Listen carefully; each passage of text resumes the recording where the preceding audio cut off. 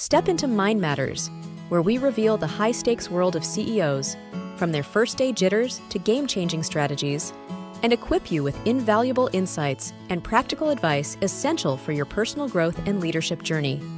And now, Mind Matters. Let's step in. Welcome, everyone. I'm your host, Kendall Raessler, and today we're thrilled to have a remarkable guest with us today. She brings a wealth of knowledge and expertise as a CEO of League Data Limited. But not only is she the CEO, she's also known throughout the credit unions as Miss Technology. So get ready for an engaging and informative episode with Carrie Forbes. Thank you, Carrie, for joining us today. Thank you for having me. I'm excited to be here and share my story.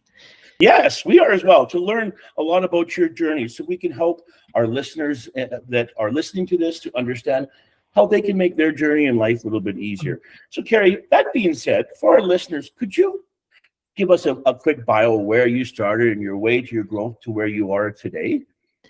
Sure. Perfect. Wonderful. And I guess, for a lot of listeners, this is not a typical path. And I think, all through the thread of my journey has always been one of exploration. So I actually started out when I graduated with an arts degree, and I have a degree in English, theater, and psychology. And those are actually important when I think about my role today, and I'll get to that in a little bit later. But like many folks, especially in the East Coast of Canada in the 90s, the first thing that I wanted to do when I got out of school was to find some work. And there were limited choices then. There were a lot of, I'd say, changing times and pressures. So I found myself working in a bank call center. And my plan wasn't to stay there. I was going to stay for a year and then do a typical youth of my time, which move west or to the US or somewhere else. But the long and short of it was I met my husband that summer. So my plan to move to Toronto and maybe do radio and television arts, something like that. I thought, well, making some money and, this is okay for now. And that year actually turned into 10. And so what happened was I learned a lot about myself. I think this is really important. School and our educational experiences don't teach us very much about our day-to-day often. And I see that especially now when we look at a lot of the youth that are coming out and, into the world and finding their path. But sometimes, and I've seen this in along my journey, we're so narrow-minded about this is what I want to be and this sort of role and title that we kind of miss the side paths.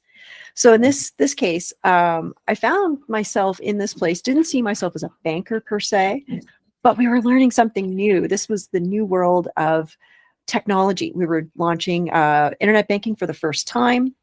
And as young people coming out of school, they said, you have to learn this. So it was sort of an interesting journey, but I also learned I was really good with people and not just on the phone, which I was doing, call center work, but also with the teams and growth. So my career there balanced a lot of different roles. I did do, selling and kind of all those things that was on the phone.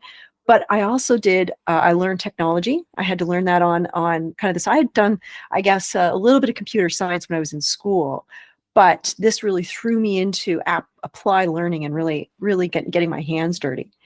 And then I got into growth, communication. Really, I loved and this is one of my most passionate thing. I loved helping people grow. And so I got into a lot of the training and communication work. And throughout that 10 years, I did almost everything you could do before it was time to seek a different challenge. That's kind of how it got started.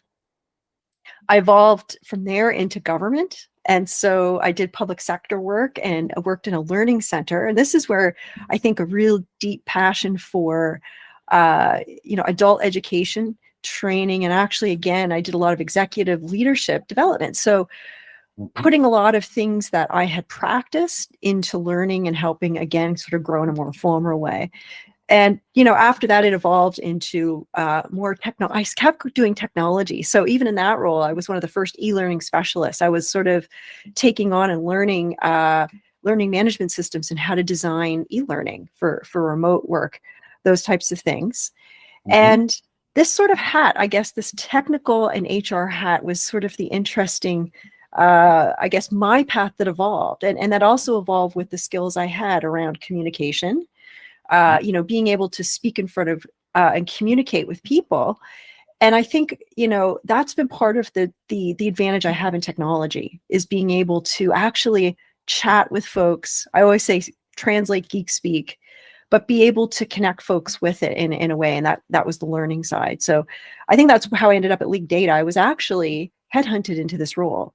Before the CEO, I was the chief strategy officer and in solutions. But the company was really looking to evolve. This was 10 years ago now. And they were looking for someone to both fulfill this, I'd say, solution and kind of strategic role around technology, but also with a culture change and how we were going to evolve the people. So that's kind of how I landed in the role.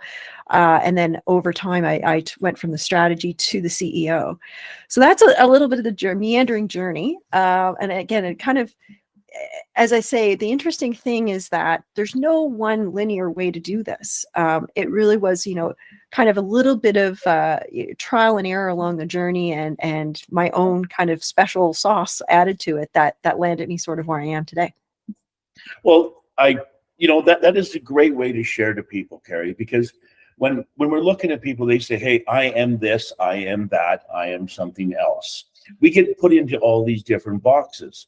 And hey, somebody with an arts, working in the arts degree, all of a sudden in technology and in the banking and finance world, they don't seem to fit hat in hand. They're not in the same box, right?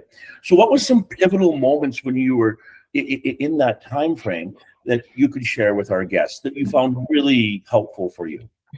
That's a great question. I think along the way, self-reflection always comes back to, like, I think that every time I've made a shift, some kind of either a career pivot or a change, it's usually not something I've done very lightly. Like, it's usually takes and for my personality and the type of person I am, I like to evolve and grow, and that self-growth piece. So as you do that, you start to come to different points where you find yourself going, am I still aligned to my purpose?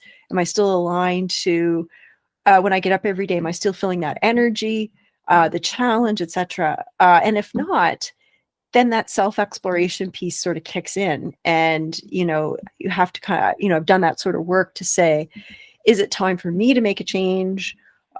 Is it my environment? What is it?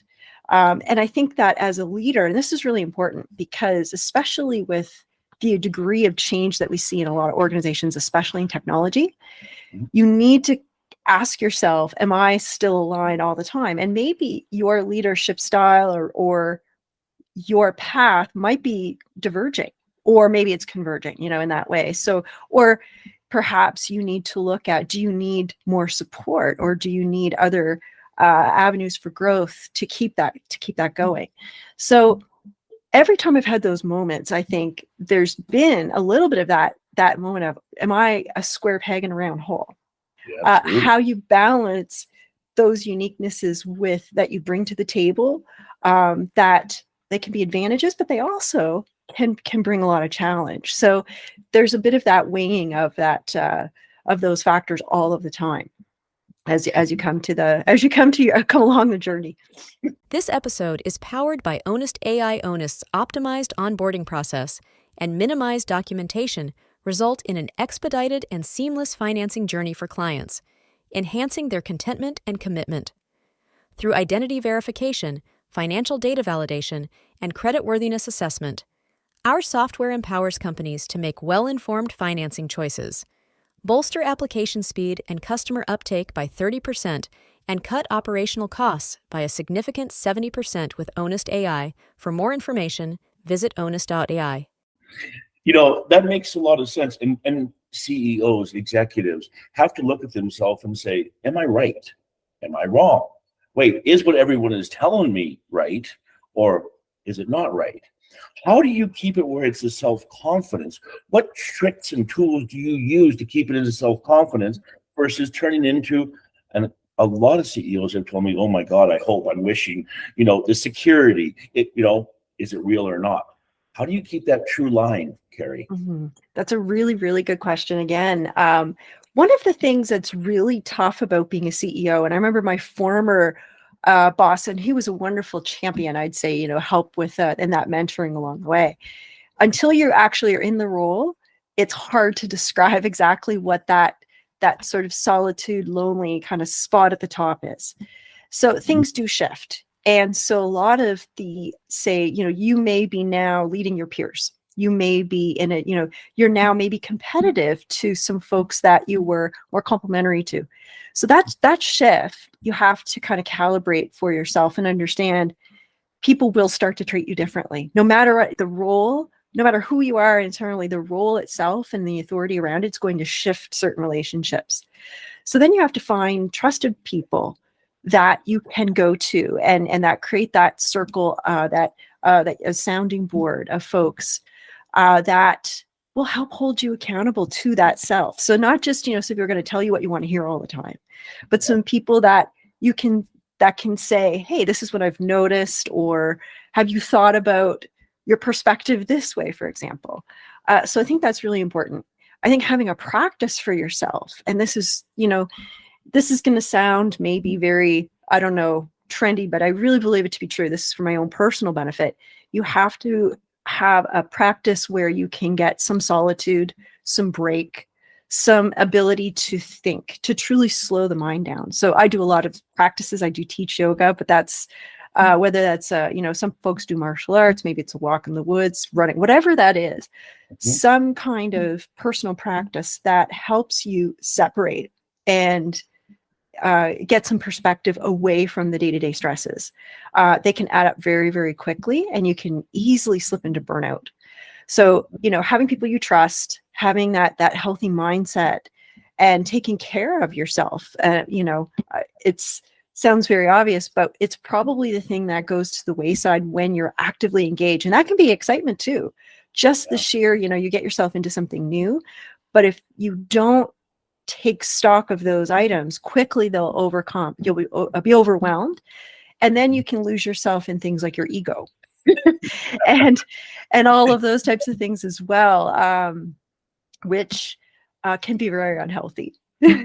Well, I agree with you. So how do you that's fantastic that you do the yoga to help slow yourself down and to take the time off. How do you translate that work-life balance, not only amongst yourself, a little bit you've explained, but how do you translate that to the people that are working with you, that are inside the company, from your executives all the way down? How do you do that? I think you need to, we do this in our office, and I believe this from my own experiences. The leader has to model it.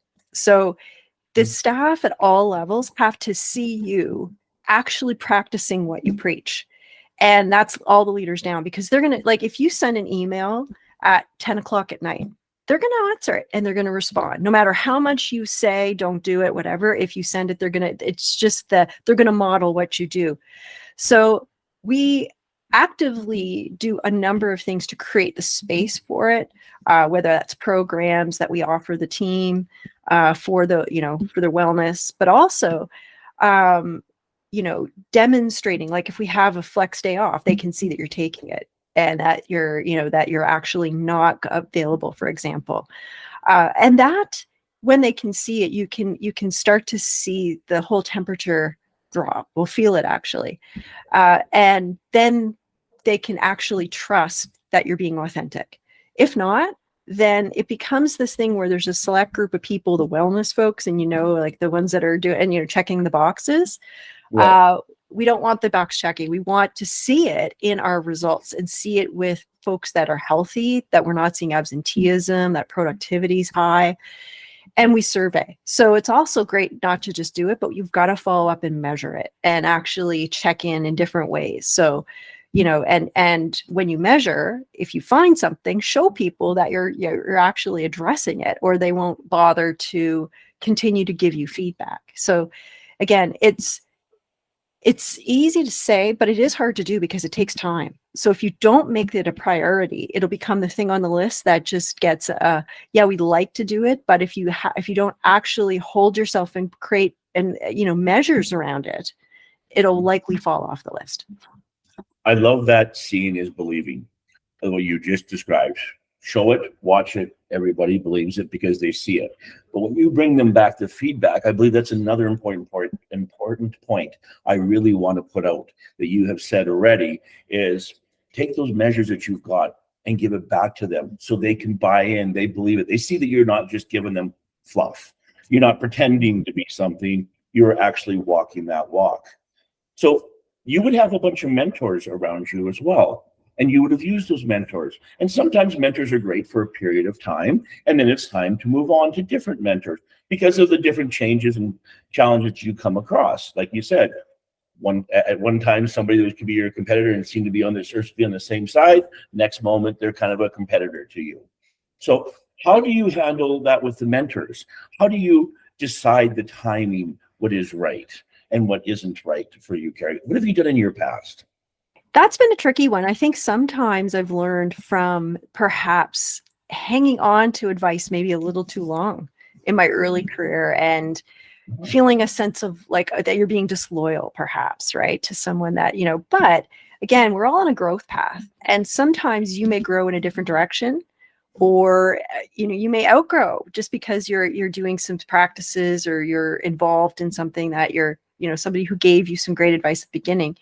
So I think that the thing is that, learning to still appreciate and connect with somebody, but that you don't necessarily have to always have their ear forever. So, it's sort of like, honor the learning that you got earlier and the path that it led you to, but you also don't have to necessarily stay within a certain subgroup of folks or people, or, as you go along the path, you're going to find others that you go, hey, that's a neat idea, or that's somebody that I can connect with for whatever reason. The other thing that shifts is what you need from a mentor. And in many cases, the higher up you go, you also need, I like this thinking, I've seen this around lately where folks talk about champions. So not just someone who is there to tell you what they think you should do, but somebody who's there to advocate for you and to help you make connections and maybe to open a few doors for you. And those are folks that, when you have really good, authentic, trustful relationships that you're building, you'll find them along the way. And they're very, very valuable. You yourself can also be that person. And that's also really important. One of the things that we often think about in growth is, I'd say, almost like the stepping stone, people to help us move forward. But I've also found that when I'm also helping others connect in that sort of give, they can open doors or teach me things that perhaps I'm not aware of, especially when we're working with younger folks who have new skills, different connections, different perspectives. So, when we think about it, to me, I think of it more like a network web of mentorship that can go in different directions. And when you can open your mind that way, then it sort of also opens up different possibilities. Perhaps somebody maybe on your journey that you connected with years ago might become really important to somebody else that you just met today. And you never know where those relationships can bring you. That's great advice. Always keep every door open is another piece that I heard in there as well, with a lot more depth. As being Miss Technology, I'm going to throw that back up again because I loved it when I heard it, first of all, Carrie. But I would also like to ask, with technology comes so much change so fast, and everything is changing constantly. So you've got your mentors, you've got your people, you've got to show your work-life balance, and you bring all of this together, and it's changing like that. Like you said, the younger generation has a different perspective than what the older generation has. As you're going through technology, how are you finding the best way to scale with technology, Carrie? This is a great question, because when I think about how fast things have picked up just since I was young, which doesn't feel like it was that long ago, but we're talking like, back when dial-up was, 800 baud or something like that. So, but that being said, regardless of how fast things move, and we're into an exponential age, things are just, we have concerns now about how quick things go, that our brains can't even keep up with the speed at which our devices are bringing us along. Even more so now, I think we forget that the I part of IT is information. And humans can only consume information at a certain speed. So if I dial it back, no matter what, our role as we work with technology is we're still trying to communicate. When you look at it, we're trying to make, you're trying different ways to connect, trying different ways to communicate. So I think part of the reason that people call me Miss Technology, though, is that I've always been excited about the potential to do that. I mean, I thought about the first time I talked to somebody globally, say on the internet, like it was sort of like, wow, this potential.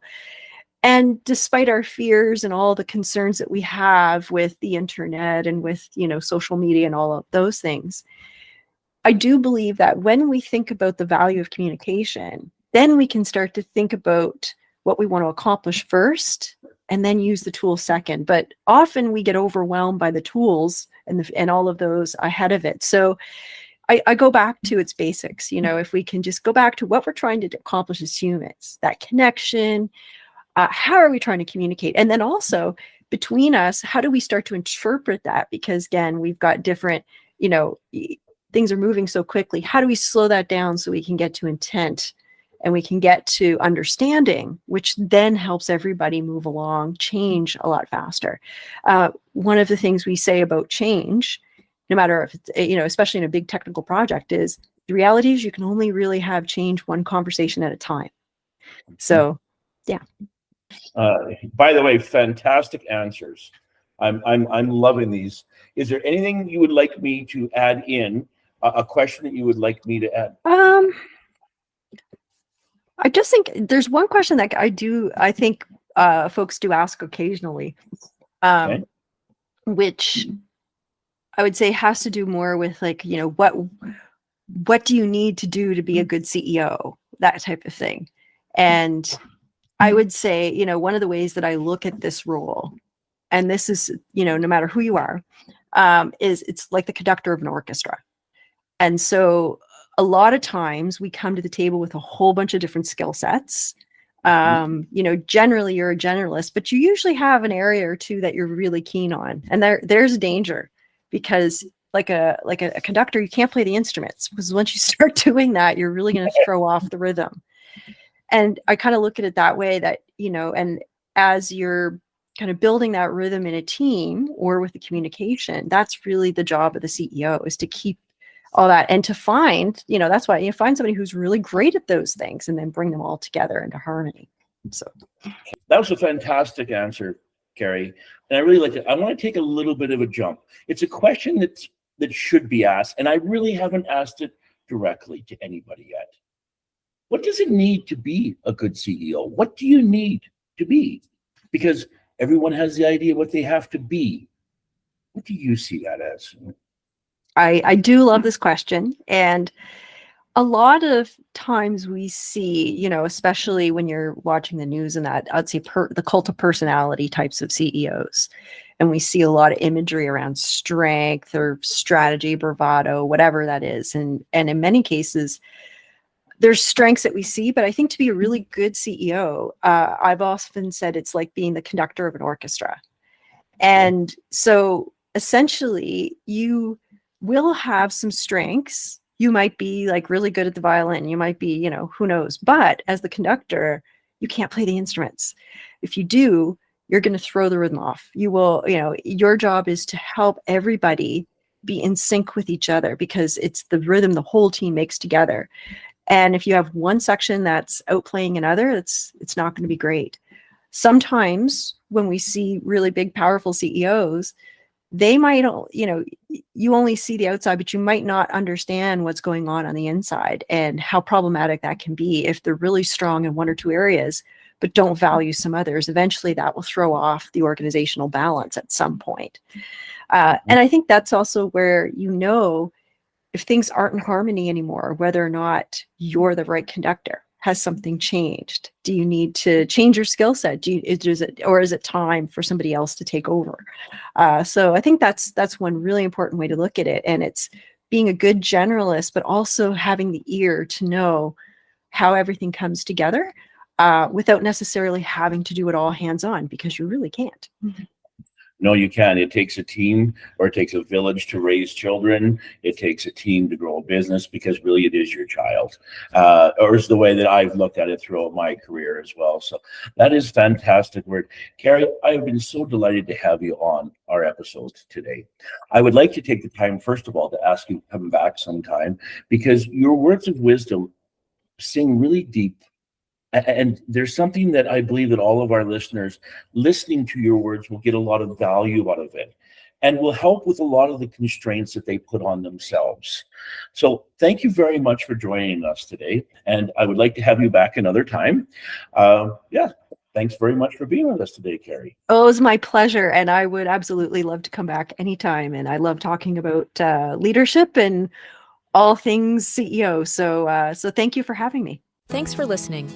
If you found this conversation valuable, please leave a review on your favorite podcast platform. We will see you next time on Mind Matters.